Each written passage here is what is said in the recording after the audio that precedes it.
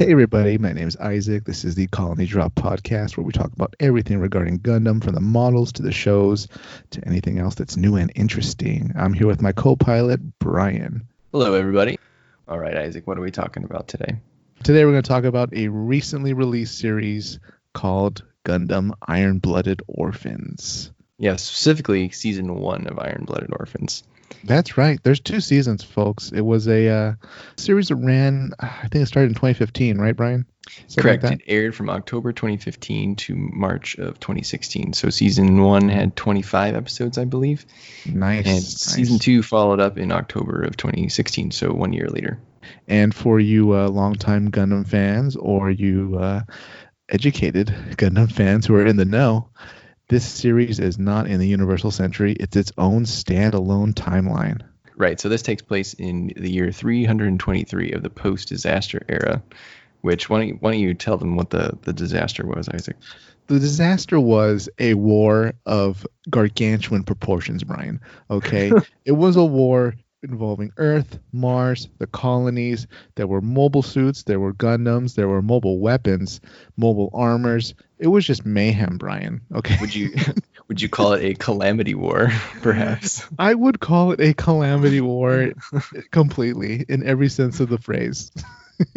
So yeah, we're gonna review Season 1 of Iron-Blooded Orphans today. As a reminder, this series is available via streaming on Netflix, Hulu, Crunchyroll, and Funimation. So You can pretty much find it everywhere. And then it's also available on Blu-ray. Let me just get the ball rolling here, Brian. What did you think of this series going into it before you saw it? What kind of opinion did you have in your head, or how did you think it was going to go? I didn't really know much about it, so I watched it after the fact. Probably not too long ago, maybe 6 months ago or so. I remember when it was airing, and the only thing I really knew about it was seeing the images of Gundam, of the main Gundam in the series, Barbados. If you just look at that Gundam, it has a very different look than typical Gundams. Just looking at that, I expected something slightly different, maybe. Interesting. And I think that's kind of what I got, right? Yeah, definitely. Season 1 is... I think this season and series by extension is very different than almost every other Gundam series. And I say that as somebody who started this series and sort of went into it with dragging my feet in a way. I'm going to be honest. I looked at this series and I was like, oh, this looks terrible. but I clicked just play on based Netflix. on the designs or what? On a lot of things. We'll go into that. All right. On a lot of things. Number one, it wasn't the Universal Century, so I kind of prepared myself for, okay, they were doing really experimental things with this season, and it's going to be weird. Get ready, Isaac. And the other thing was, some of the first art I saw was, I think this was like way before it got released or dubbed. It was the shirtless mobile suit pilots, and I kind of just rolled my eyes. I was like, oh great, this is going to be a fan service series or something like that. It's going to be Gundam Wing without shirts. They're going to be like the hip boy band, and wow, I was like, you were wrong. Yeah, I'm clearly coming off as somebody that's just negative walking into something new. But in my defense, I was processing in my head how they could build mobile suits, put so much money and design into their engineering, and not design a cooling system for the pilots. The pilots had to pilot them without suits or without shirts because they just overheat. I couldn't understand it, but once you start the series, they do explain why they don't wear shirts sometimes. Pretty quickly, actually. And they actually don't wear. I mean, sometimes they wear shirts a lot. It's just not all the time. So maybe before we get into it, we should have the disclaimer. Isaac has seen both seasons. I have only seen season 1, and we're doing this review now on purpose because I would like to see how that difference maybe influences some of our opinions. Or if at all. We'll see. Yeah. Well, I won't be spoiling season 2 for anybody listening or anything like that. I'll keep it strictly season 1. But on that note, we are going to spoil pretty much everything about season 1. So if you want to watch Iron-Blooded Orphans, you should probably go watch it first and then come back and listen. So. And if you don't care, just keep listening. Yeah, I mean, maybe if you don't care, this review will make you want to watch the show because I think it's actually totally worth watching. Absolutely. As somebody who went into this season not being too excited to watch it, I have to say this is a pretty great season of Gundam. If you're a Gundam fan, mobile suit fan, mecha fan, you would be missing out to not watch this self-contained story. I agree. Yeah. So let's start going down on some categories. So maybe we should start with, I guess, the story overall. Let's do it. Did you enjoy the story? I feel like there's different aspects to the story, right? There's what is your story at a high level, and then did you execute on that story? I'm going to check all the boxes on this one. I felt like this was a very well done story. The pacing is great. Again, this is a Gundam series that's only 2 seasons, so they had to get it done right. All the beats are there. There aren't too many episodes that are really dragging on, or I just felt like it was a very well done story in a lot of ways because, as I said, it's a very contained story. It's really focused on a small group of people, and they're almost always on Mars or Earth. They briefly go to the colonies, but this might be one of the only stories in Gundam where they're not really involved in the colonies too much. What do you think about that, Brian? That was pretty surprising for me, but it was done well. I agree. There was so little interaction with the colonies, with the exception of the Dort. I believe it was called Dort part of the story, which actually is a pretty key part of the story. But I didn't feel like we spent an inordinate amount of time on the Dort colony. But we spend so little time with the colonies in general. I feel like that had to have been done deliberately to maybe make it feel a little different. Yeah, I'm going to completely agree with you there. At first, just how much time we were on Mars, how much time we were on Earth, and part of me was like, well, how can this be Gundam? There's no colonies.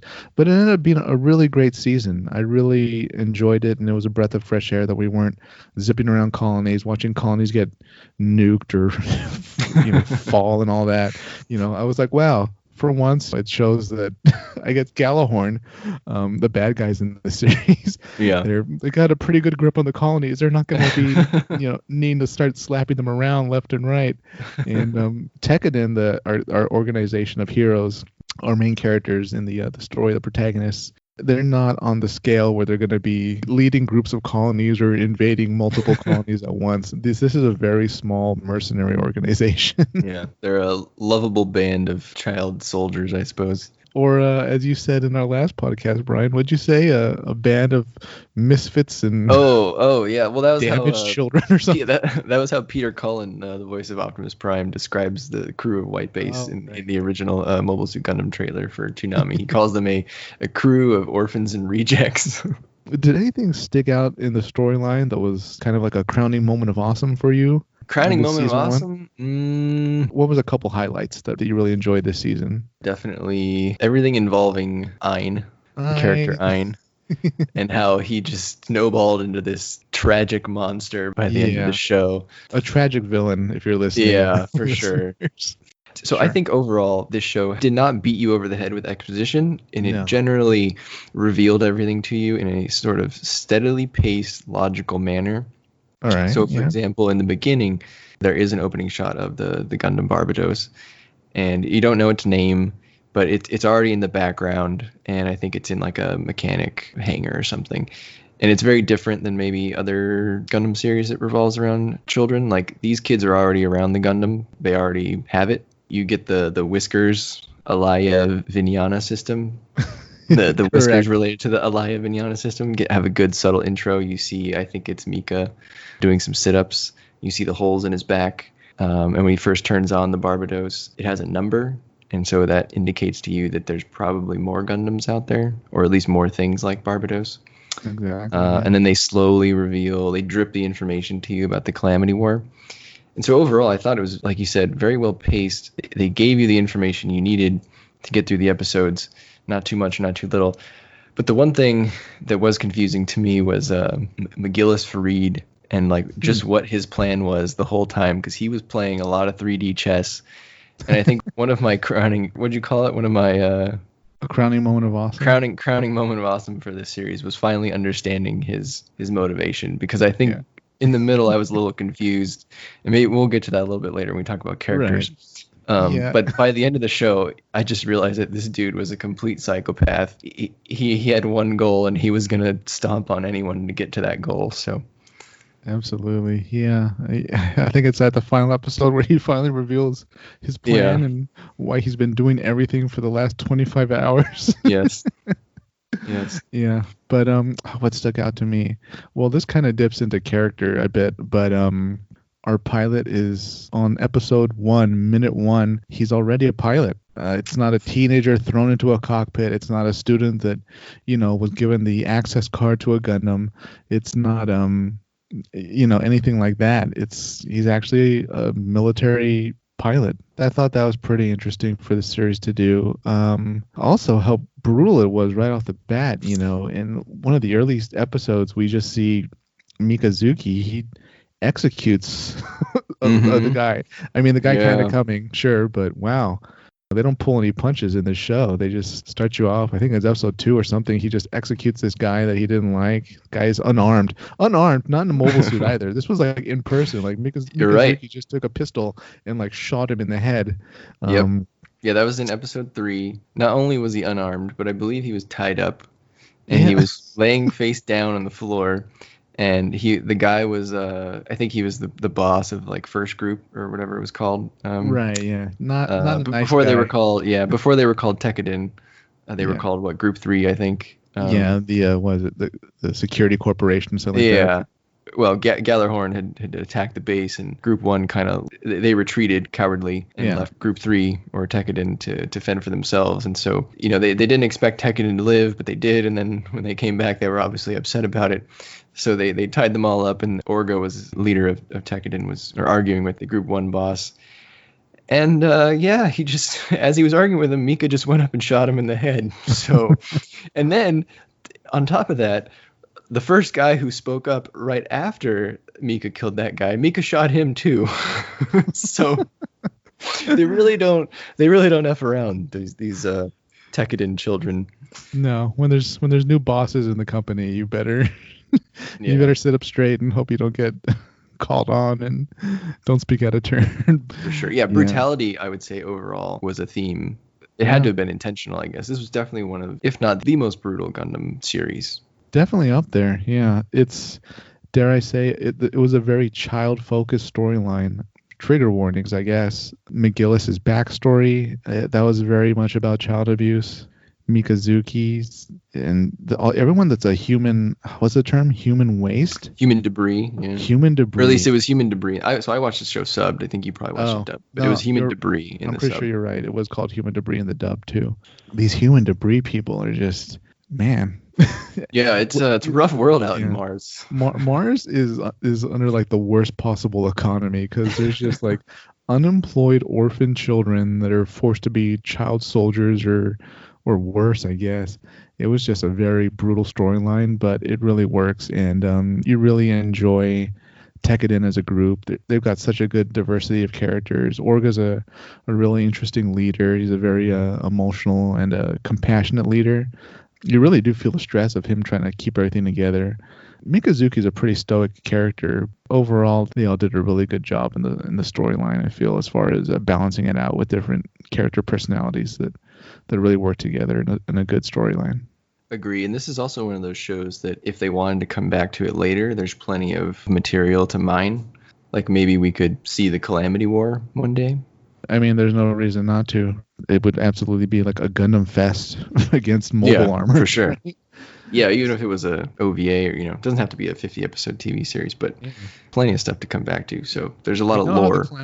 We know how the Calamity War ends, but we don't know, the battles for it. For all we know, Mars used to be much nicer. That might explain why Earth is so oppressive. Speaking of oppressive, what did you think about Galhorn as the villains, with our long history of different Gundam empires and states and organizations that have been plaguing Earth and innocent people throughout the existence of the Gundam franchise? Well, I thought they were pretty good villains. They appeared more noble than a lot of villains. Like, just the colors they wear are not typical villain colors, right? Like, they wear... I guess I don't know what their official uniform is, but if I had to go off memory, I would say their colors are like blue, white, and gold. And those are traditionally very heroic colors. Yeah, I really like that. To me, I saw that as Galahorn just being the epitome of arrogance, that they visually look like heroes, but they're just such a brutal, corrupt organization. Yeah, agree. It was a good change of pace, as far as villains go. They were not a rebellious group of colonies. They were almost like a mirror universe titans in a way. They're essentially a UN, right, that just has a monopoly on Ahab reactors and Gundams, pretty much. Yeah, Gundams Ahab, and mobile suits and weapons. So they're the biggest guns around. They're based on Earth, and nobody can really stand up to them. So they're the government now. That's right. They're what happens when the victors never lose power. Yeah, pretty much. They just grow corrupt over time, and yeah. I mean, literally, their whole government is just the descendants of the actual warriors from the Calamity War. It's very aristocratic, I guess, in a way. Maybe they kind of melded the Titans and Ramafeller from Gundam Wing. With some suits that look very Crossbone Vanguard-like now and then. A bit, yeah. Should we transition into the suits now? Let's do characters first. Okay, let's go for it. Let's do the Tekkadan people first. Let's do them. We'll go by group. How about our protagonist, Mikazuki? Mika. He didn't necessarily have a ton of range of emotions. Yeah, that might be giving him too much credit. He's a very stoic character. Orga actually has more emotions than Mika, but everybody, yeah.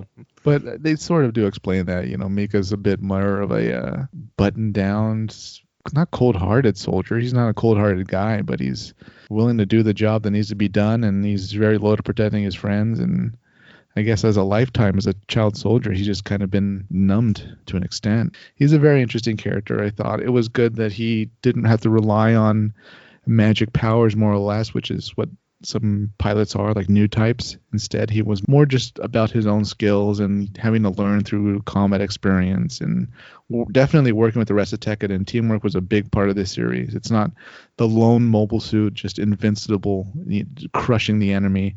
It was very much a team effort, and all the other supporting pilots got to shine too. What'd you think about Mikazuki? If brutality is a theme of the show, he is the poster child for the brutality in the show. Because like we said, he murdered the guy laying down on the ground. There's a part in the show when Orga's having his breakdown after Biscuit dies. Mika's trying to talk him out of it, and he asks him weird questions like, who should I kill next? Like, Mika is also kind of a psychopath, but he's like one that's on your side and good-hearted, I guess. He's a weapon. He's a weapon. The pilot's a weapon. And in his defense, didn't they have to teach him how to read and write, along with a lot of Tekkadan characters? They did. Kudelia, I'd say the main female character in the series, she does teach all the Tekkadan kids, including Mika, to read and write. Man, how effective could the security company, how effective could they have been if a lot of their pilots couldn't read or write? Like, what if you're going over battle plans and there's numbers or notes? Yeah, it's a little strange, right? Yeah, I mean, these people. Well, I guess that explains the human debris, right? They were literally cannon fodder. They'd probably be put into a mobile worker that had some guns strapped to it, which it's a glorified tank, and then they'd be told to charge with the rest of their group into enemies. Oh, the mobile worker, the ball of the post-disaster era. I liked how Mika's dream is to run a farm. Like, he has this wholesome dream to just be a farmer. Like, that's all he wants. Just leave the kid alone and give him a farm. How did that come about? Is it just because on Mars they were pretty close to a farm, so maybe during training he would drive by and he'd be like, yeah, it'd be nice to sit around and watch the plants grow. I assume that on that farm he would grow his prunes that he likes. His Martian prunes that they keep him regular. He's a weird kid, man. So for those of you who watched Gundam 00, there's this one line that's always quoted where the main character, Setsuna, always says, I am Gundam. I feel like Mika is much more I am Gundam than Setsuna is. If Setsuna was a focused, trained to be a Gundam pilot, single-minded killing machine, Mikazuki is that to even a younger level almost, because this is all he's really known. He doesn't have the parents who are engineers at at the Gundam factory or something like that, and that's why he's so good at the Gundam. He's been a child soldier, clearly mistreated, and brutality is all he knows, but you still end up rooting for him in this show. Even me, somebody who usually roots for the bad guys in the Gundam series. Isaac has a heart after all. Yeah, usually I'm like, wow, okay, I can get on board with Tekkadan. Tekkadan was better than I thought. That's how you know the show's good, when I start supporting the good guy. Tekkadan was a pretty good organization. I enjoyed Mikazuki, and I'll put him on my list of Gundam pilots I really like. I really liked him as well. The only downside, I think, is that based on his nature, he's probably not the most interesting character in the show. No, but he works well in the ensemble. I agree. Yeah, right. So I could see that being a criticism. Speaking of most interesting character, who is the most interesting character in your eyes? Ooh, the most interesting? Season 1. It probably depends on how you define interesting. But probably the most interesting was McGillis for me, just because I didn't know what... The whole time I was trying to figure out what this guy was doing. The man's a mystery. How about Orga, the leader of our pals, Tekkadan? You know what? I'd say Orga was my choice for the most interesting character this season. Sure, McGillis is shrouded in mystery, and he's, always has his hand on his chin while he's scheming away. But Orga, you got to really see his progression in this season, almost as if he was the co-protagonist, or maybe even the main protagonist, just not in the Gundam. But it was great watching him evolve to be, a leader, and really had to face a lot of pressuring situations to try to keep everyone in Tekkadan alive. I thought Orga was a great character. Visually, it's an interesting design. You look at him, you don't really think that's going to be sort of the ringleader for the good guys. You're thinking maybe be somebody much older, older looking, different looking. Orga looks like he'd be like the loud, brash guy on like a Final Fantasy game or something, right? Yeah, I think it's that hair. Yeah, definitely. I thought Orga was great. He was a really good leader. He's a leader you'd want, I think. I mean, he might make mistakes and stuff, but he definitely cares about everybody underneath him. That's what I liked about Orga. I agree. I think Orga, along with Kudelia, probably have the most complete character arc in terms of how much they change from the beginning to the end of the show. I think you said it well. You can definitely feel the stress that Orga has throughout the show of trying to keep this ragtag group of child soldiers together. You really feel for this guy. It's an unenviable position. I mean, yes, it is. He sends these kids into battle and they die, and he takes the blame all the time. That's just horrific. So, like we said, this show is really brutal. I would say it has a lot of teeth. And what did you call it again? My crowning moment of crowning moment of awesome. Crowning moment of awesome to me for the show, when I knew, I was like, I can't believe they just did that, was when they killed Biscuit. Oh wow! Yeah. And that just tore Orga apart. I think for at least 2 episodes, this dude was locked in his room, basically zoned out of his mind, crying on the inside because his best friend was murdered in front of him. Right. And Biscuit definitely had that aura of, this is a character who's too good to die, and we wouldn't dare kill him. But when they killed Biscuit, oh man, I couldn't believe it. I turned off the show and I was like, I can't believe Biscuit died. I can't. Why would you do that? You walk to the kitchen and pour yourself a few fingers of whiskey. Yeah, exactly. I mean, I guess I'm kind of getting into Biscuit here, but Biscuit's role in the show is just to help Orga's character development. And so after that point, that's when Orga has to really mature as a leader and really commit to this getting Kudelia to Arbrow, or however you pronounce it. As we transition to Biscuit, I completely agree. Biscuit had like this bubble of innocence around him. He had like a bunch of siblings that he cared for, right? He was such a nice guy. He had the nicest sisters. They were named Cookie and Cracker. They lived on Mars in this like nice little farm, and they brought the Tekkadan people food. God. And then they killed Biscuit. How could you kill the sweet big brother of Cookie and Cracker? Come on. Oh God, those names, those Martian names. And that was after they showed his brother hang himself. Oh yeah, Jesus. Oh God, so brutal. The killing of Biscuit, it would feel like, I'm not sure if you watch Lost or if our listeners did. If you watch Lost, there's a character named Hurley that everybody loves. It'd be like Hurley getting killed. It's just not done. You don't kill a fan favorite character like that. Somebody that's pretty innocent and the kind of happy-go-lucky guy of the group, but man, they just slaughter Biscuit to show that this show isn't messing around. Anybody can die, and they can die brutally. Yeah, and not only do they kill Biscuit, but they dedicate like a whole episode to showing you exactly how Biscuit died, so that you really remember that, yep, Biscuit's dead and he's not coming back. Yeah. But you know what? That shows us that the stakes were raised. Agree. Yeah. That was probably when I was like, okay, the show means business, and I have to like it now. I hated that Biscuit died, but man, did I respect them for doing that. Yeah, true. Yeah. All right, how about Akihiro?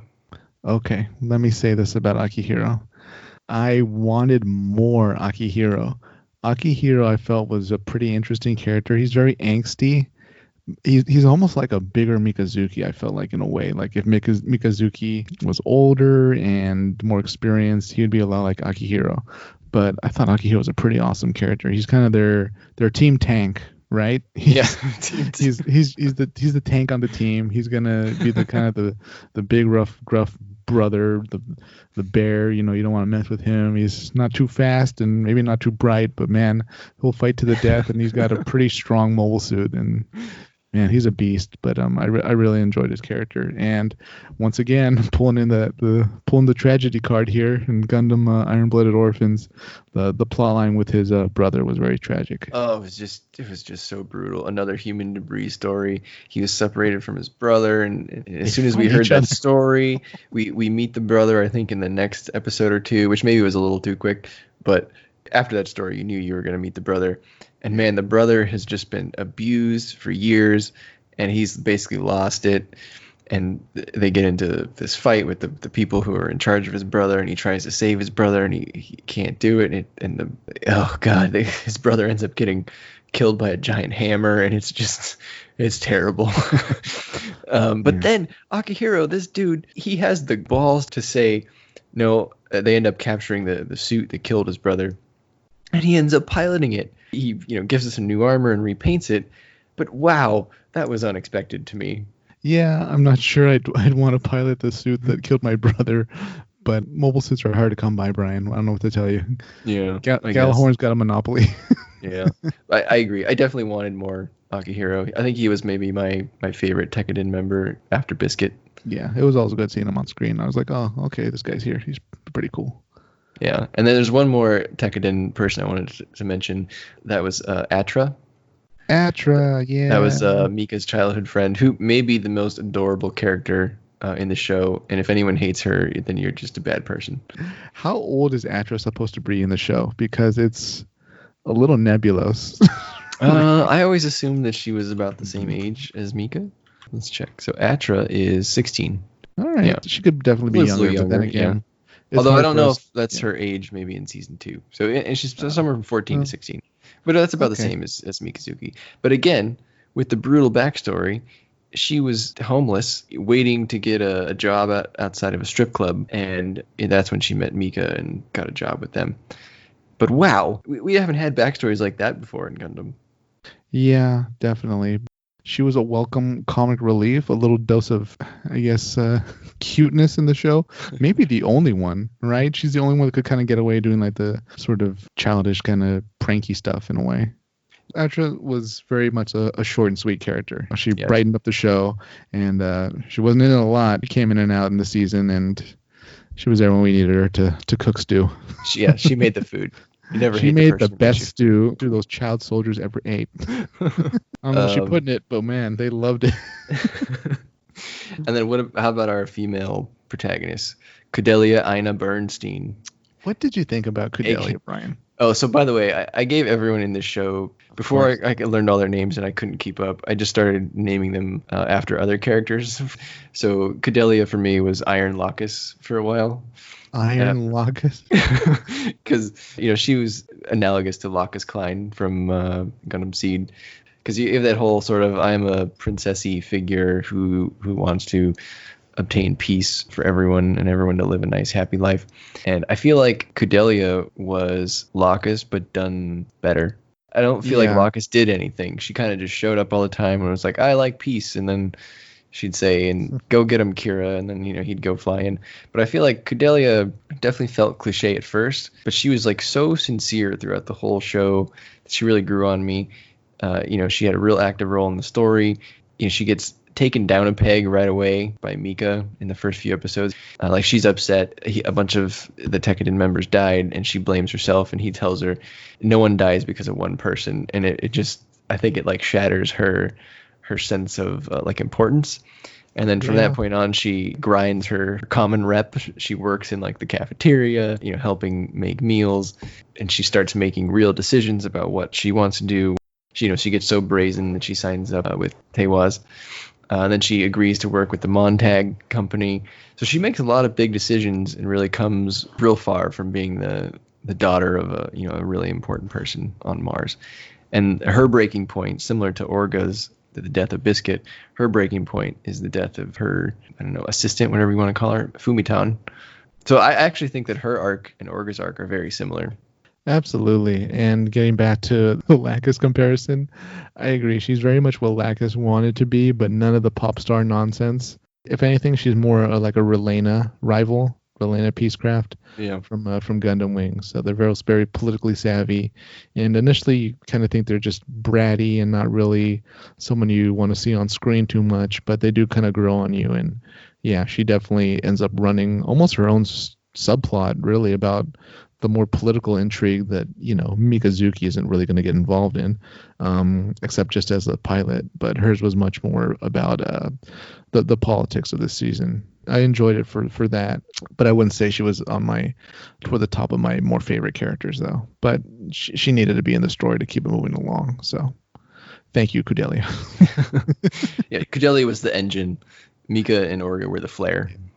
To an extent, this whole season is a glorified escort mission from a video game. That's right. Yeah. Right? I mean, they're protecting her, trying to get her from point A to point B, and stuff happens on the way. There you go. And they just keep changing the goalposts, First it's in space, and it's on Earth, and there's a train, and then, Oh, we beat the final boss. Like, no, you didn't. You had to fight these new guys. And then, wait, I thought we were going to point B. And like, well, you went to point B, A, but there's a point B, B. And by the way, there's an election there, and you have to win it. Oh yeah. The first time in a Gundam series where we hear the word election, I think. So even after the Calamity War, they have more democracy in this timeline than they do in the Universal Century. Well, I guess one note on her assistant, Fumitan.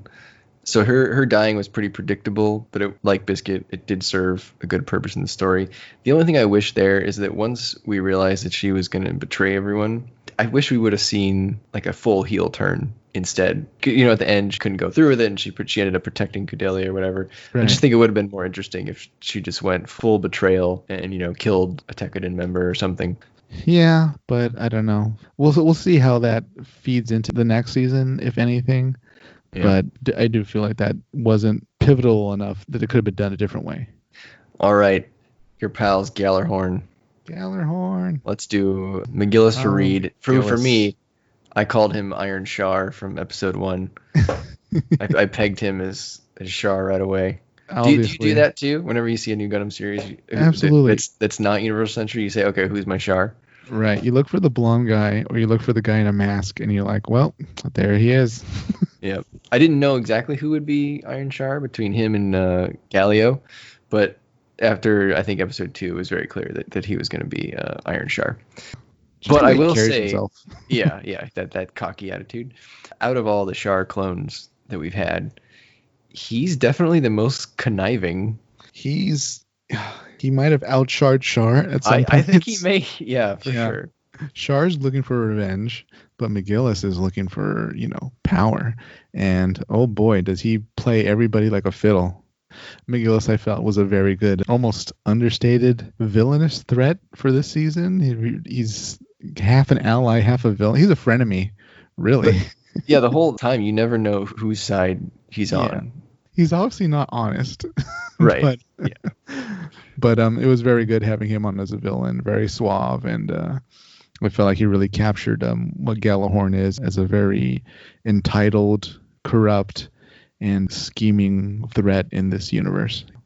It took a long time to figure out what he was planning, and it was confusing to me. He goes from just being part of Gallarhorn espousing wanting to fix Gjallarhorn, to then all of a sudden being the masked guy, when that's when he really becomes Char once he puts on the mask. Of course. Which by the way, when the first time he showed up with a mask, that came out of nowhere, and I was like, whoa, there, we went full on Char now.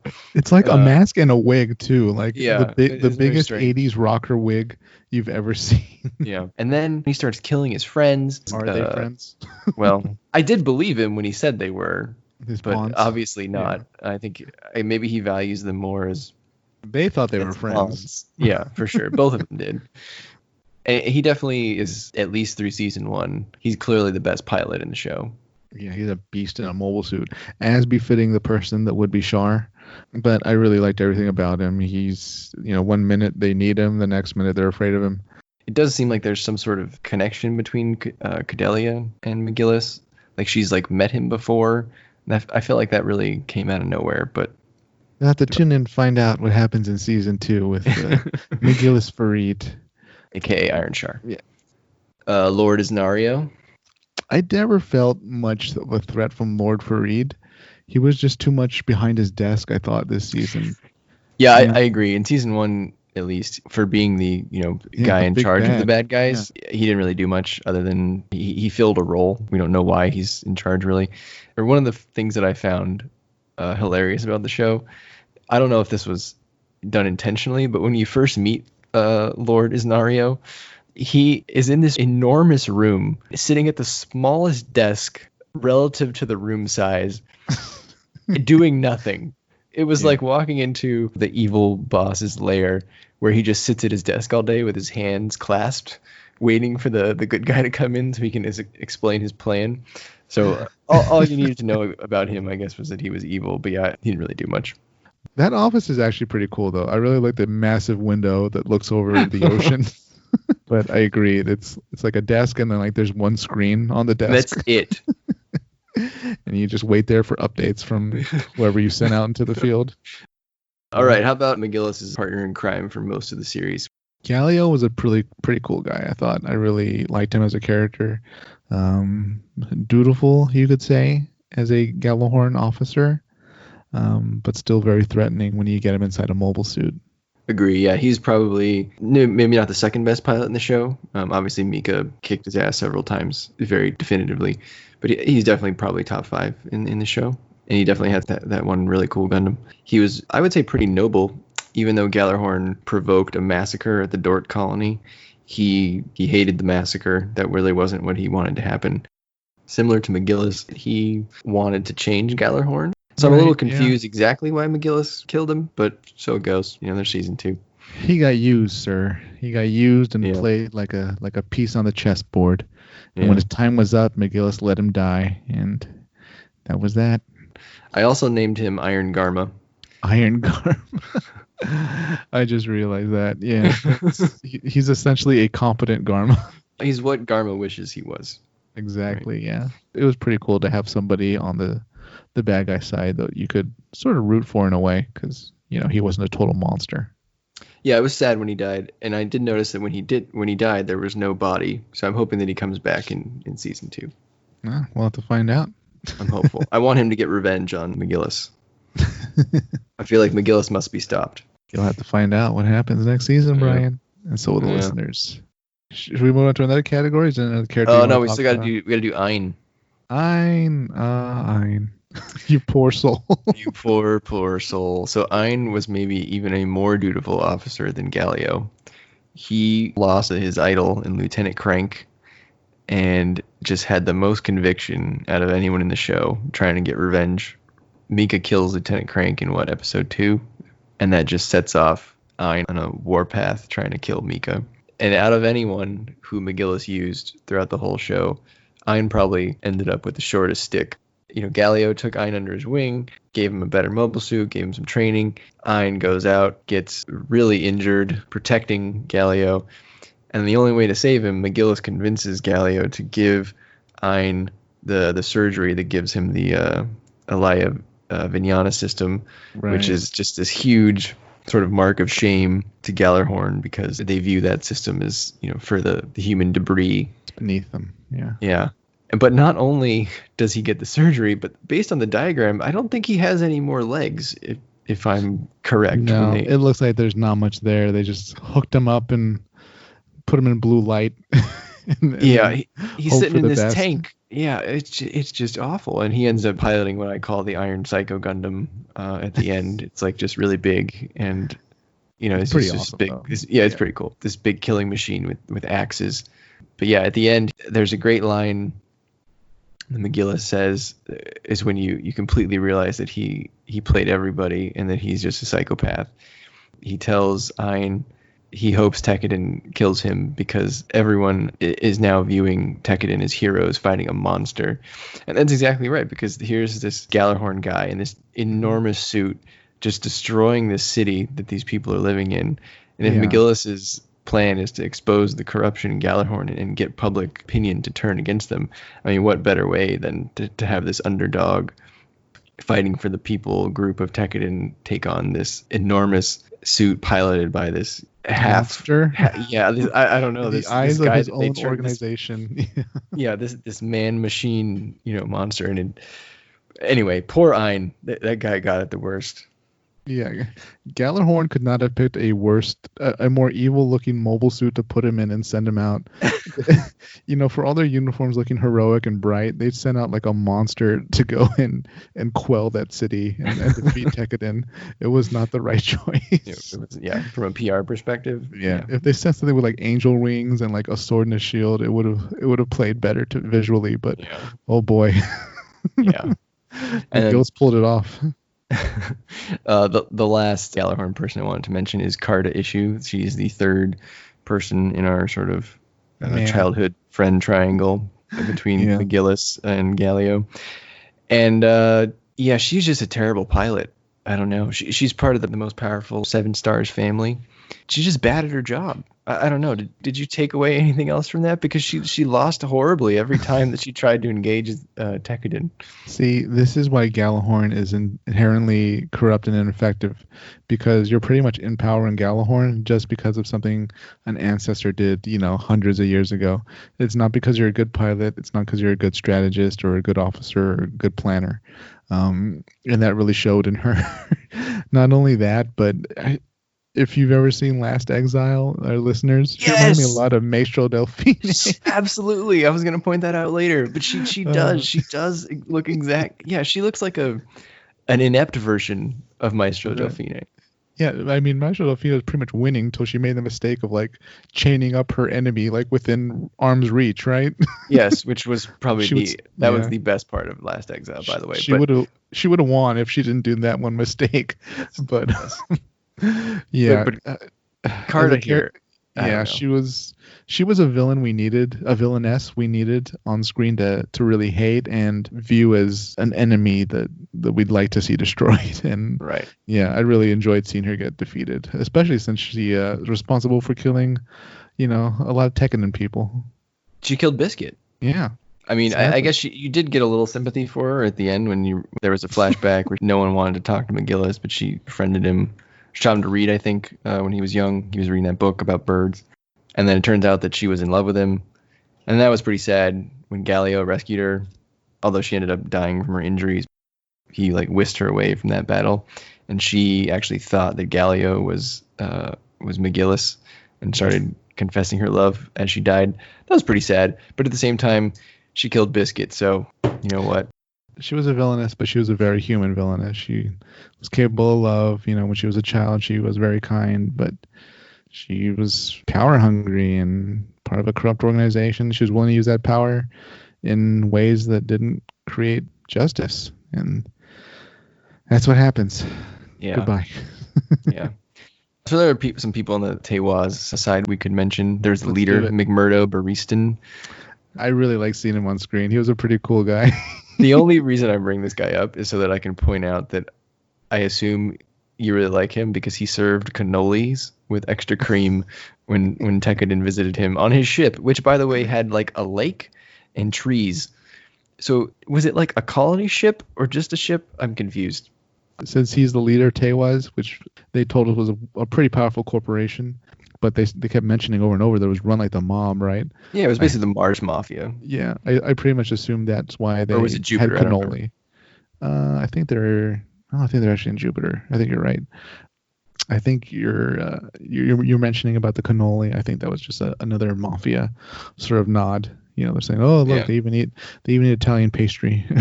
Yeah. But as for his ship, I assumed he has enough money as a leader Tay was that he could put whatever artificial gravity they need to properly grow plants or whatever. Okay. How about our friend who runs the harem ship, Naze Turbine? This dude wears a fedora hat in space. But he looks pretty damn good doing it. He does, yeah. What were your thoughts when you saw the harem ship? Well, we haven't had anything like that in Gundam before. I wasn't sure what to think at first. I was amazed by the one woman that he's probably closest to. I think her name's Right. Amida. She wears her pants so low. It was very distracting. But yeah, that was just very strange. We can get to that a little bit later. Maybe we can talk about observations. There was just a lot of sexual content in this show, which was not typical for Gundam. So I'm not really sure how I feel about that. I'm just going to strike now while the iron's hot. I liked him as a character, especially, the sort of almost brotherly relationship he developed with Tekkadan and Orga especially. He was almost about the same age as Orga, it seemed, right? I think he was a little... Well, Orga's 17. I think Naze was in his 20s. Oh, God. Okay. Well, they both seem to be in somewhat similar leadership organizations of similarly sized organizations. And I don't know. I felt like he was a good addition to the story for that. He seemed like a pretty cool guy. I liked his style and all that. But the harem ship just felt sort of out of place. It almost felt fan servicey and a little cringy when I saw it. I was like, really? That's what they're adding to this season?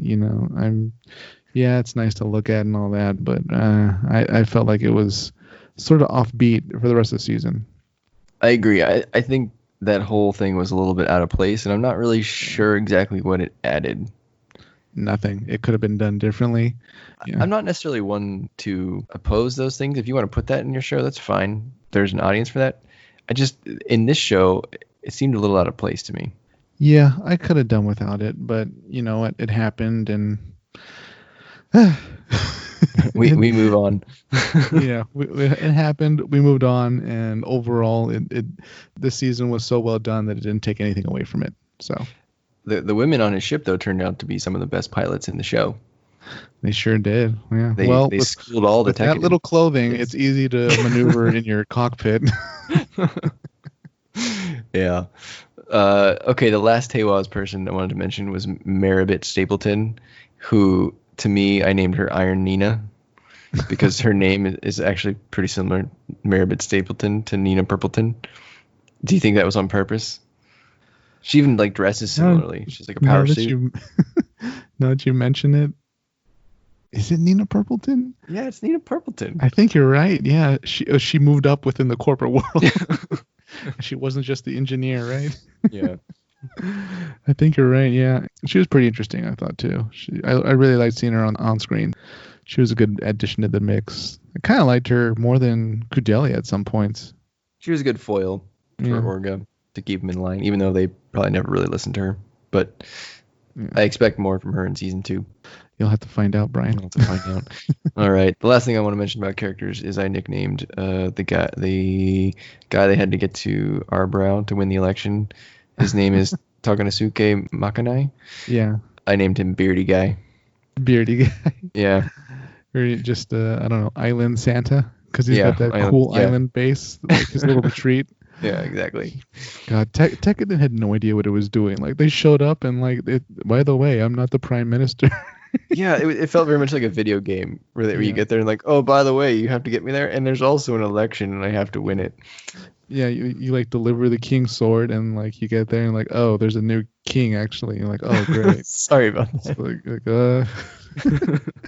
But he was an interesting character. I liked how he was a pretty deceptive guy too. I mean, he comes off as so grandfatherly and stuff, and he kind of manipulates them to his own ends. There's that scene where his animation sort of changes. His face looks the same in almost every scene, right? Just his eyes almost seem closed and he's smiling and very, very warm. And then there's that one scene, I forgot who, I think he was just talking to Kudelia alone, and his face does change, and he really does kind of reveal that he's a bit sneaky and not necessarily playing with all his cards on the table.